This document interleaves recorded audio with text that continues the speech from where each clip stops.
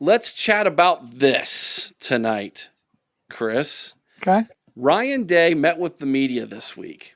Yes. And somehow there was a question asked about the running back room, and Ryan Day just decided to somehow let the cat out of the bag that one Caleb Downs is taking snaps possibly at running back with the idea of, giving some more running back depth and maybe even being a two-way player.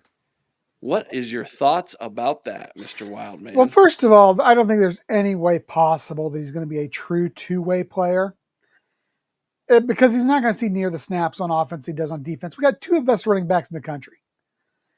Maybe you could see him in there, little wildcat action every now and then, maybe a little change of pace, or if somebody gets hurt, maybe see him take a snap or two. But I just don't see it happening a whole lot. This is my thing. I think that Ryan Day, well, first of all, if you believe what he said, this is something that Caleb Downs wants to do. It goes back to something they discussed when Ryan Day was trying to recruit him over to Ohio State from Alabama. Sounds like it was something that Alabama was unwilling to do. So, maybe this is something. I think it has legs, but they're not going to run very far. I think it's something that you may see it happen a few times during we'll call it the preseason, those non-conference games. You can see him playing a handful of offensive snaps that way. If nothing else, it gives everybody something they have to plan against. It's another dimension to the game. Now, what I do think it does is it does add a little depth if necessary. God willing, it doesn't need to be, but God willing, if something happens, it does add some depth. You got somebody who's prepared in the running back room. And more than anything, it just gives those other coaches something they have to prepare for. Something else that is going to distract from them preparing for what they need to be preparing for, which is the two superstar running backs in the room. So I like it. I don't know how much we'll see it, but I like Ryan Day throwing it out there. Um, Devin says Ryan Day told Downs he could do that so he would come here. If we have to hand him the ball a few times Yeah, so he can play safety, do it. Smart Ryan Day. I agree. We want angry Ryan Day. Angry. We want him to be Well, angry. He can be smart Ryan smart Day too. can get us to the season, but once we kick it off, we need angry Ryan Day. Angry Ryan Day in the playoffs, right? Jeremiah Yoder, was Chris Gamble the last two-way player for Ohio State? Probably the last true two-way that did it. But what Oh, about go ahead. Zach Bourne, Yeah, but linebacker and fullback? yeah, I guess he did. Yeah, Different seasons, but yeah. No, I think the last guy to truly play both ways in the same season, though, and more specifically in the same games, would have been Chris Gamble. I really hope Ryan Day does not put Caleb Downs at running back. I know ooh, some okay. people want him to, but that's that's risking an injury. I mean, on defense, he's the one attacking people. On offense, he'll be the one getting attacked. I'd hate to see him get a knee taken out, especially when we got probably the two best running backs in college, and then you got a really good freshman who's got great potential, James Peoples. I just think, they were to put him back there for like a gimmick play here and there. Well, it's just not worth taking a chance losing your best defensive player. I mean, I could see if they were desperate and they didn't have the offensive talent, maybe you do it.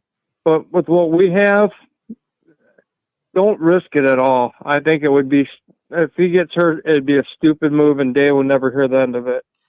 And I agree with you, Sean, but this is my question to you. If, as it's been speculated, part of him coming to Ohio State was the fact that Ryan Day agreed to let him have, a few carries here and there, let him play on the offensive side of the ball as well. Don't you think that Ryan Day needs to honor that? If if he did do that, yeah, I would say you have to, because then you take the risk of him being upset and maybe even transferring next year. So I just don't want to see him get his leg taken out or get injured on a meaningless carry. I agree. When we have all the studs on offense, I mean, we don't need him back there. Like I said, Sean, I think if anything, you're going to see him as a gimmick player too, in a what I like to call the preseason games, the non-conference schedule, just to show that it's something that's in the arsenal, just to give the coaches something to plan for. Let me throw this out at you, Sean. What if he is really good on like that pop pass or the jet sweep? Like he's super fast and it's a powerful play for us. We run it a few times, it's really successful. Then it can kind of become a decoy. Mm-hmm. He comes in, the defense is looking for it. He comes across the line of scrimmage. The quarterback acts like he's going to give it to him, and streaking down the sideline is our fastest receiver wide open. I mean, this is that three-dimensional chess.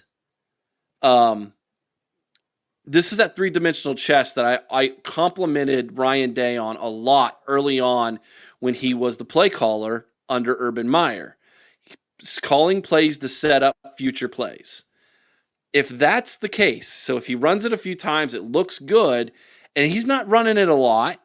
He's not throwing them in there 5-10 times a game, but it's 1 or 2 times a game just to give people a look in the big games. Later in the season, it could be a huge asset. Now, I hear what you're saying, Sean. Why risk the injury? Well, here's the other thing it does. If he does get to play on the offense a little bit here and there, the next series, he's not out there on the field on defense. We're running in more depth. And one of the things we've been complaining about is Ryan Day not playing more people in meaningful time. Just playing devil's advocate. What do you think? No, that's an awesome point, Eric. No, that is a really good point. I just would hate for him to get hurt on a meaningless play. But you're right, though. If they put him in and he scores a touchdown against Akron, it's always going to be there, and people are always going to look for that jet sweep. Then you can play action off of it, and that gives the other team's coaches something else to worry about and stay up late wondering if they're going to run it or not. Mm-hmm. I get it. And it is a good point. Ooh, Skeeter's on your side. Skeeter's on your side, Sean. He just said Travis Hunter, which was a player for Colorado last year. Travis Hunter got blown up playing offense last year, cost him half the season. I just want to say to Skeeter, man, my prayers are with you, and I hope for a fast and full recovery, buddy. I know you're a great guy, and you're a loyal listener to the program. Get well soon, buddy. Gosh, this is why I love this chat, Sean. Look at this, the Buckeye Blitz. Would that mean Downs and Edbuka can't be on the field at the same time since they're both 2? How about you could wear a different jersey. You just pop on a different jersey when he's on offense. That's it. Yeah. They just throw another jersey on him real fast and boom, he's off. But I'm thinking about this Buckeye Blitz. What if they're both on the field at the same time and they both go in motion? Do one of those crossing? Yeah. What's that play from Little Giants? Yeah. As long as there's no annexation of Puerto Rico, we're okay. Yeah. That's what it was. Yeah.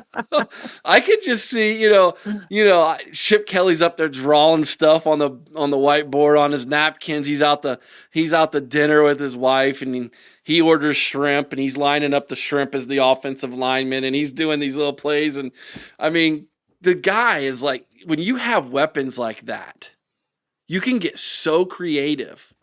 Man, I love it, Sean. I love it. Before we get too far, Eric, I don't know if you saw it. We just had a super chat. I did, and from Doreen. I really appreciate it. I also saw this question from Colton. You know, Eric, you can get really creative, but you can also get too cute also. Yeah, yes, you're right. Absolutely you're right. But I would take creativity over this offensive line than just trying to beat our heads against the wall. I I mean, agree. if we can't run the football again, Sean, with these backs, with this coach, my gosh. I mean, what's wrong with us, right?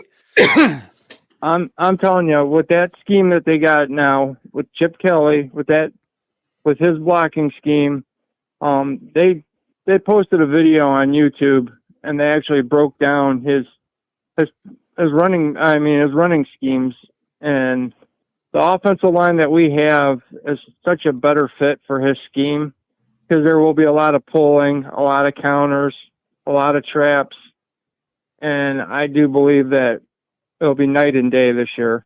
Yeah, I hope so. I mean, we're all banking on it. Like everybody's talking about it, which, it's like, oh man, gosh, that's a lot of pressure to put on somebody, right? Like, what if it doesn't work out? Um, so Well, I don't know, brother. This is one of those things. Like, it's got to, right? Like, when you try to, if it doesn't work out at this point, how do you not blame Fry? Like, what else is there? yeah, exactly. The one thing I will point out though is look at Zach Charbonnet. When he was at Michigan, he was dog trash. When he went to UCLA, he was running for I think like 1,400 yards, and he got Yeah. drafted by Seattle. I mean, he wasn't that good when he was up in Michigan, and he goes over there and under Kelly's scheme. I mean, that dude resurrected his career, and he got drafted in like the 4th round by Seattle. Mm-hmm. If he'd have stayed at Michigan, he probably wouldn't have got drafted at all. Yeah. No, not with who was in front of him, but No. no, you're right. You're right, Sean. Not much. First and foremost, Sean is 100% on the money. Caleb Downs should not play both sides of the ball. Okay. Like, risking injury and just going out there, like Travis Hunter, I forget who said it earlier in the chat, but 100% right. Though, I do think it is an interesting thing that they put it out this early because now you got like all those big teams thinking, hey, what are we going to do in this situation? Because Caleb Downs is fast. He's also young, so if they want to do it this year, they probably do it next year, maybe a senior year if he stays. So I want to say that first and foremost.